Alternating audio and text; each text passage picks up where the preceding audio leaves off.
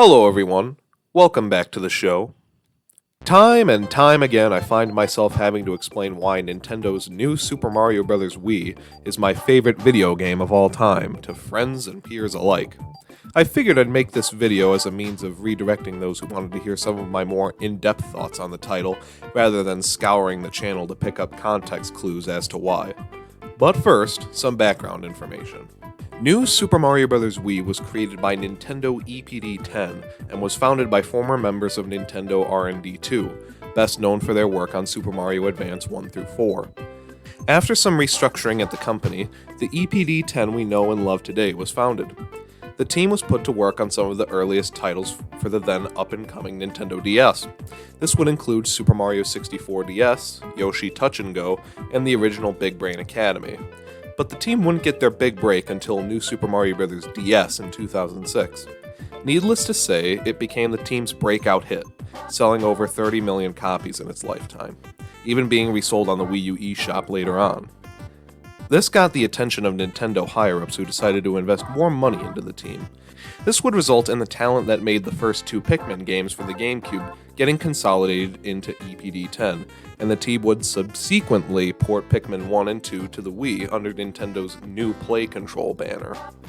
Along with that came a new task from Nintendo: recreate this success of Mario DS on the Wii, add 4-player local co-op, and have it out before Christmas in 2009. And with that, EPD-10 got to work. And what followed next was a masterpiece.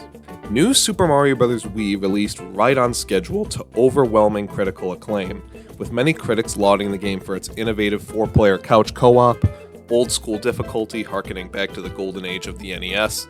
Much like Mario DS, Mario Wii would go on to sell over 30 million copies as well, becoming the best-selling game on the Wii after Wii Sports, Mario Kart Wii, and Wii Sports Resort.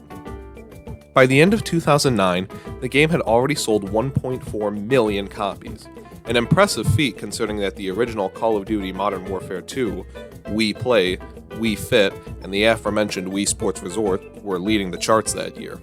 Even more impressive is that the game competed with other sales juggernauts that year as well, like Pokémon Platinum version and Halo 3 ODST. Now, considering that it's been over 13 years since this game came out, you're probably expecting me to rag on the game for being too easy or the multiplayer being chaotic, but you know what? I don't feel that way at all. The game's luscious world maps, iconic musical numbers supervised by the legendary Koji Kondo, and the stellar level design all puts me right back into it. In an age where we're more connected by internet-based gaming services like the PlayStation Network, Xbox Live, and so on, it becomes harder and harder to find amazing local co-op experiences. And let me tell you, there's nothing quite like picking up a Wii remote and trailblazing the whole game with a couple of buddies. Now, a lot of people have trouble with the difficulty in this game, and I get it. Getting all the star coins and that pure evil level that is 9-7 pose an incredibly daunting challenge. But because I'm better at video games than you, it's not really a shock that I find this game in single player to be really easy. And there's good in that, honestly.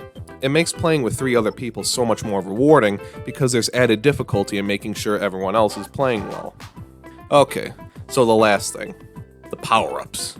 Yeah, you got your mushrooms, your fire flowers and stars, and even those mini mushrooms from the DS game, but I absolutely adore the new items here. I love that they were able to take the Ice Flower from Mario Galaxy 1 and Partners in Time and actually make it into a fun power-up. Freezing enemies is fun, and throwing them wherever you want is really fun too, and it's a great way to get rid of enemies that can't be killed with fire. Yeah, this includes the penguin suit as well, but it's basically just an extension of the Ice Flower, just better swimming and inability to slide on ice.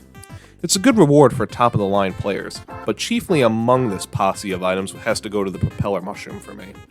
Want a sword of the sky at the drop of a hat? Just shake the Wiimote and you can drill back down anytime you want. It's probably the most fun thing to do in this game if I'm going to be honest. So, in sum, I find Mario Wii to be the perfect Mario game for a number of reasons.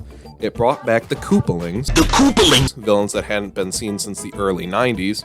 It brought a bunch of new power-ups that shook the landscape of Mario games to come. It brought back 4-player local multiplayer, something sorely missed in games today. It has sublime music, level design, enemy mechanics, aesthetics, and beautifully integrates its 2.5D assets into an experience that makes you feel like you're playing an NES game as if it was made in The Mushroom Kingdom! Which brings me to the heartbreaking news that you can't play this game today. Unless you're emulating it, you cannot buy this game on the Switch. But hey, if they can port Return to Dreamland, maybe there's a faint glimmer of hope that we'll be able to see this game in HD too, and hopefully on the Switch. Maybe there's hope for Donkey Kong Country Returns in there as well. But for now, I'm signing off.